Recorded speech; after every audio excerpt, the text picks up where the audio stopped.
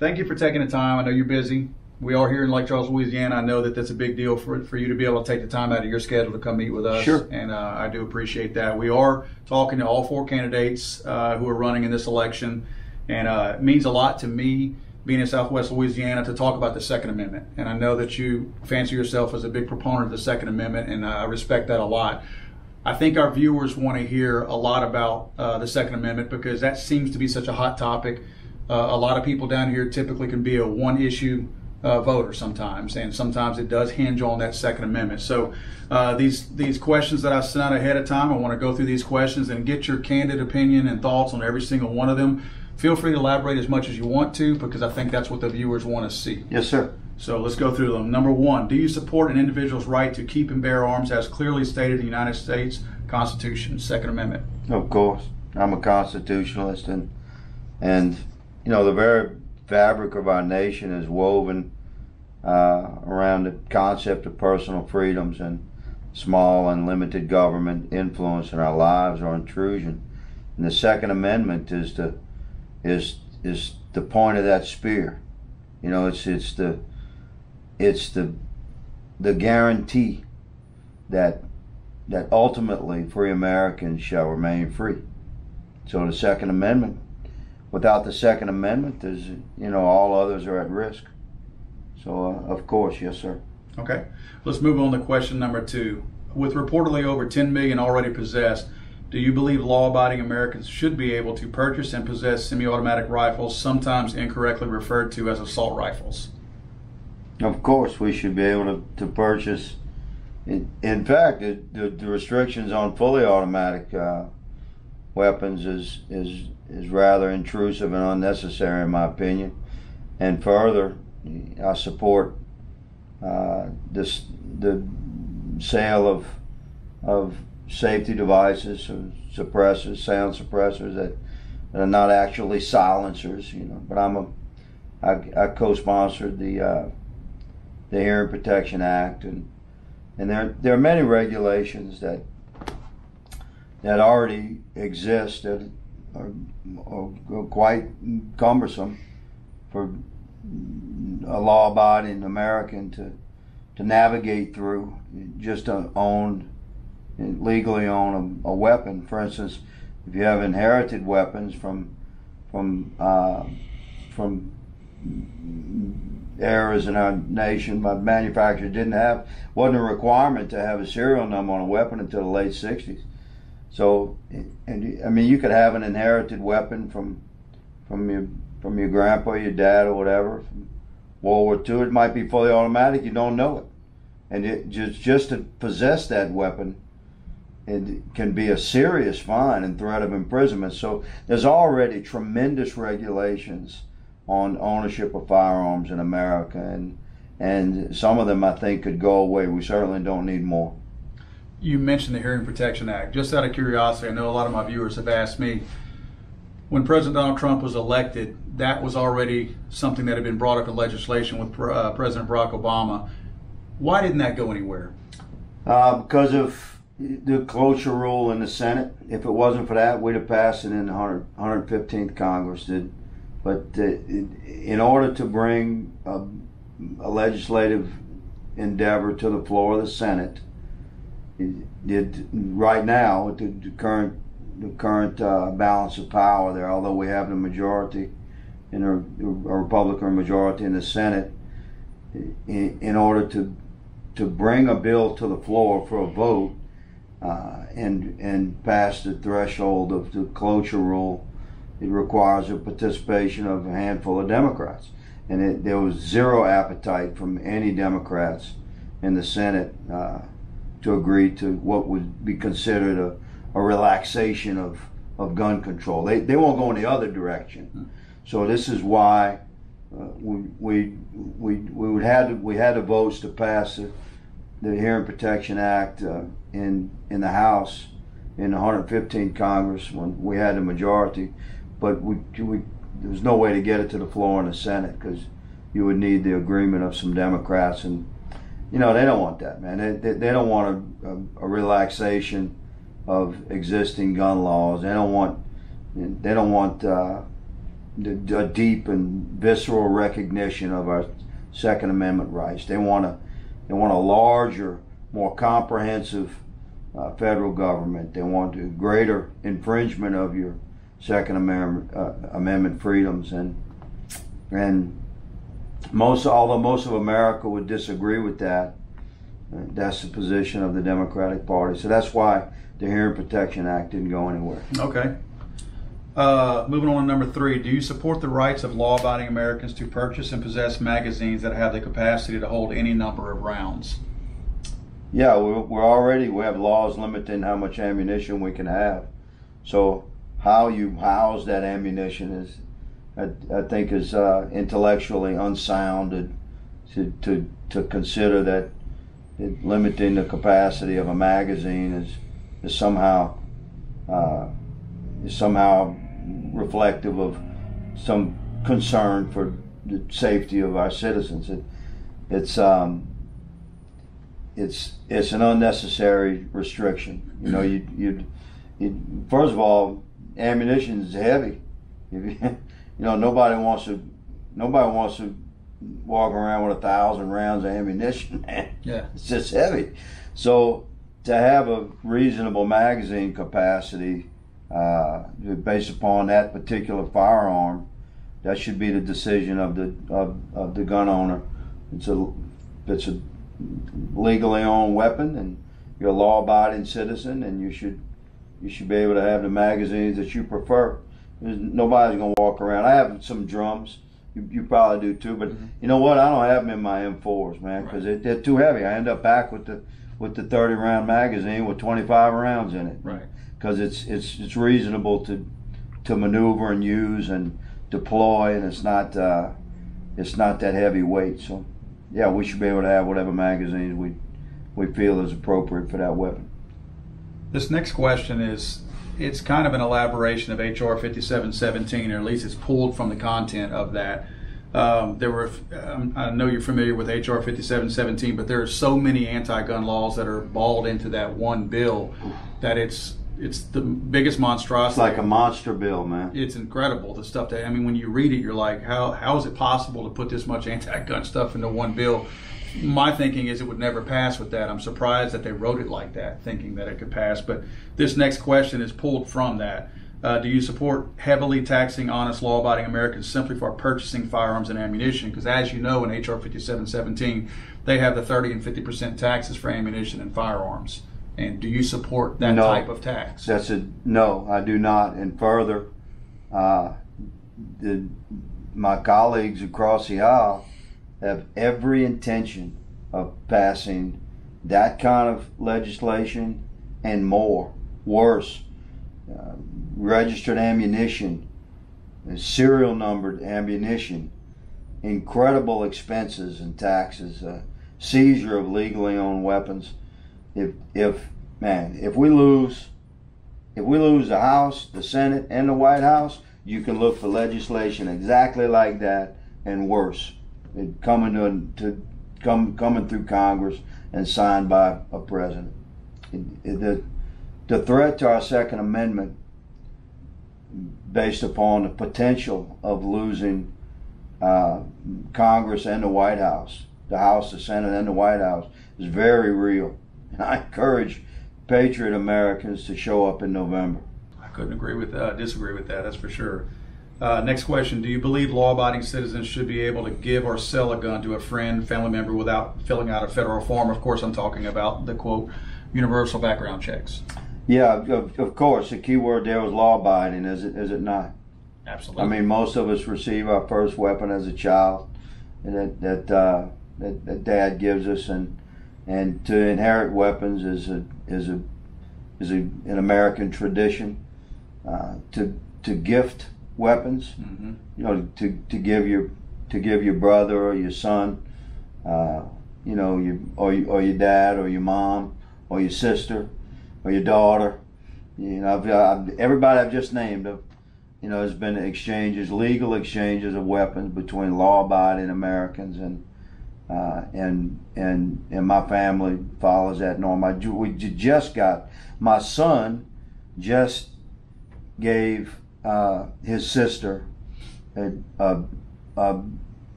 sidearm, a 38 special that he had that she needed to take with her. She's moving out of state, and it was a beautiful thing that he was able to do. It was a gift of love from a law, and he's a cop. He's a law-abiding citizen, and of course, so is my daughter. So, yeah, that kind of freedom to just exist and be an American family. That if we decide to exchange the gift of a firearm between each other, then no. Can you imagine having to have a background check in order to give your daughter a gun? That's absurd. I'm gonna tell you, that's very real. Laws like that coming through a Congress. If we lose control, look for laws like that. Look for legislation like that coming at you. Well, that whole argument in favor of that, of course, is the fact that there's this thought somehow that will eliminate or stop or slow the spread of illegal guns on the street. Yeah, that's by passing absurd. a law. That's absurd. Yeah, just the sheer logic of that is something that I can't really wrap my head around, to be honest with you. Yeah, I agree. That's a ridiculous and intellectually unsound thought process that you could legislate in some manner that would prevent. I mean, a guy that would go and commit an armed robbery or a murder, to think that he says, "Oh, I'm not doing that, man, because I'll be violating another law.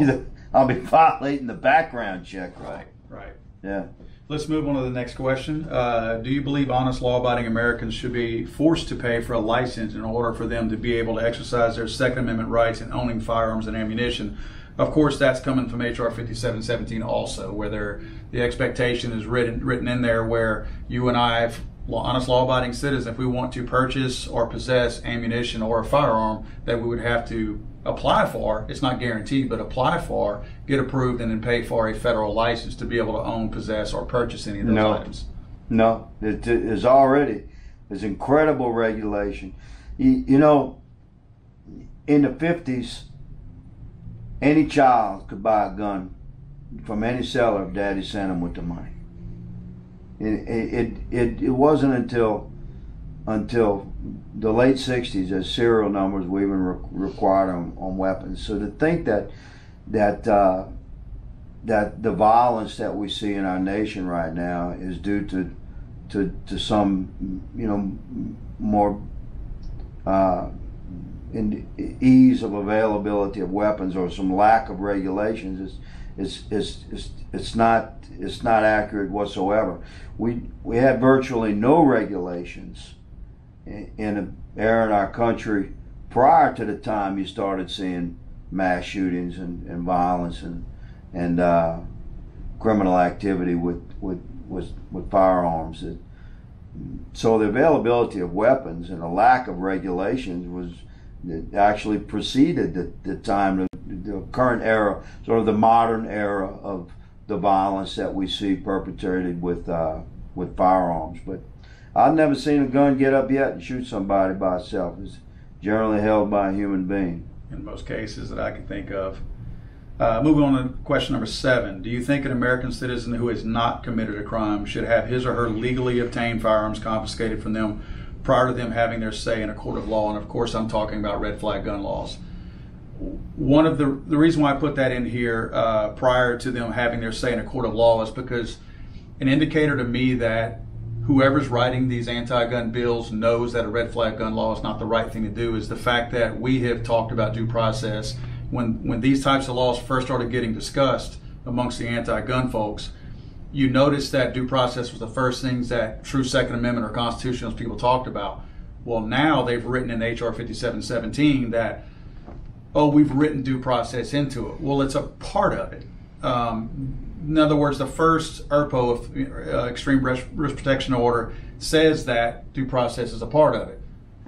But they're saying if it's an extreme situation, you don't need to have due process. Well, if you determine that every case is extreme, you bypass the due process and go straight to confiscating the laws. So how do you feel about going to that second step and violating the due process part of it and going straight to saying, well, Paul seems like he's a threat. He hasn't committed a crime yet. We want to take his guns and then see if he can take his guns back, or if he can prove to us that he's not a threat, and we'll give his guns back. How do you feel about that? Yeah, I'm on record completely against federal red flag laws, and we already. This nation is a representative republic of sovereign states, and it's the sovereign states and municipalities already have a patchwork of laws across the country with various levels of restrictions for gun ownership and the ability for law enforcement to legally seize weapons from an American citizen that's being investigated for a crime. In Louisiana, depending upon the department policy, if you investigate a crime of violence and there may be firearms present in the home, if someone in that home, if it's your department policy to say, hey, we're taking your husband into custody for this accusation of domestic battery. Do you have any weapons in the house? Sometimes the lady will say, listen, he has guns here, I don't want them in the house. You get a property receipt. If it's your department policy, if your sheriff or your chief, your department says this is our policy, if you're investigating that, and someone within that house, and it says he has a gun here, he has a gun there, I don't want him in the house, you can sign a property receipt. The person can sign a property receipt. You got to tag those weapons and turn them into the evidence room. So that exists right now. That happens right now in Louisiana, and in virtually every state across the country, as far as I'm aware, there are similar laws, and some of them are even more extreme in municipalities across the country. So you already have laws in place that allow for law enforcement during the course of an investigation, even at the offset of an investigation, very beginning, to legally seize weapons temporarily from an American citizen. So the federal government has no business, none, getting involved in the rights of sovereign states and the municipalities thereof to pass legislation according to the will of its citizenry that will allow for sound judgment, case by case, to temporarily seize a weapon. Red flag laws are a bad idea, completely contrary to anything the founders would have envisioned, and I'm on record as completely against it. And please, everyone should just take a step back from this and know that there are already very extreme laws and regulations governing the possession and legal ownership of a firearm. We don't need more. The existing laws, in my opinion, in some cases, go too far. And to think that as a nation we can address violence and the disintegration of our culture by passing more laws and restricting law-abiding American citizens from having, righteous access to firearms is a slippery slope and a bad idea. So in closing, I want to give you an opportunity, like I've given the other candidates. Tell me, outside of the things that we've already talked about, your thoughts on what you want voters to know, where your position is on the Second Amendment, and just whatever you want to whatever word you want to spread to them, your thoughts on the Second Amendment, and honestly, where do we stand now as a country in terms of the Second Amendment? Well, the Second Amendment, well, first of all, I'm A rating by the NRA and endorsed, and I'm armed right now. So I'm one of the guys in Congress that is recognized by every Second Amendment supporter and group as an office that stands solid and unwavering in support of the Second Amendment. So, my constituents know that, and I'm known across the country as a advocate for legal possession of firearms and appropriate use thereof. So beyond that, listen, the threat to our Second Amendment is just as real as the next election. If we allow big government socialists to take over our country by vote or by voting fraud or by any mechanism, if we lose the House, the Senate, and the White House, man, patriots gonna have some hard decisions to make. And yeah, I'll be amongst that number. I'd go to bended knee. Lord, what do you intend for the future of your anointed nation if we allow these radical leftists that would absolutely intend, and look at the legislation they've introduced. You don't have to look further than their own writ. You understand? They absolutely intend to oppress our freedoms and continue to grow the government, intrude upon our rights, interfere with the sovereignty of our states, and repeal our congressional, through congressional action, repeal our constitutional protections, including the Second Amendment and the First Amendment. And conservatives are oppressed, man. And our speech is restricted in social media, absolutely. And the mainstream media would participate in that kind of restriction of the conservative voice. I was turned around in the air. You're not allowed access. We couldn't land in New York, the state of New York. Myself and Ted Nugent, just a few weeks ago, I was going to be the keynote speaker at the nation's largest Back to Blue police gathering, and it put together by the New York City Police Department. And I accepted the invitation. We were delivering a beautiful message of love and compassion and respect and courage and patriotism and American bond and spirit. A beautiful message, not a negative word. And Ted Nugent, world-renowned artist, was coming to play the national anthem. But they had a problem with that, you see. It didn't fit their narrative for a constitutionalist Republican with a law enforcement background to show up in New York State and deliver a beautiful, positive message. That didn't fit their narrative. And for a world-renowned artist that's a conservative to come and play the national anthem, it didn't fit. So we were stopped. We stopped in the air. And if you land, you go on a 14-day quarantine. And if any of your viewers think that was real, he turned right around and invited the whole MTV Awards to take place in New York, invited any sports events to come take place in New York, but he didn't have room for one constitutionalist congressman and one conservative guitar player to come in and speak to 12 or 15,000 cops gathered there. So we're definitely facing an era of threat, not just to our Second Amendment, but to all of our freedoms and constitutional protections.